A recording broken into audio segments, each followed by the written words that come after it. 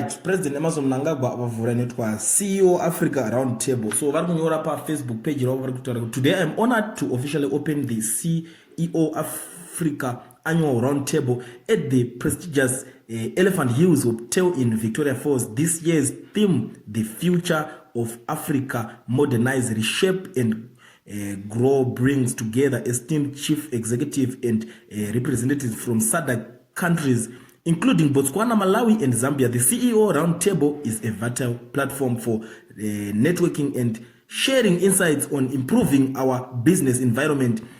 We aim to modernize and reshape our economic landscape by embracing technological advancement, improving work ethics, and introducing wellness platforms in our workplaces. Together, we can build a brighter future for Africa, a future defined by innovation, growth, and a shared prosperity. Hashtag CEO Africa Roundtable. Ndo mashoko arikubva kuna President Idi Mnangagwa mushure mekunge vapedza kukomishina kana kuti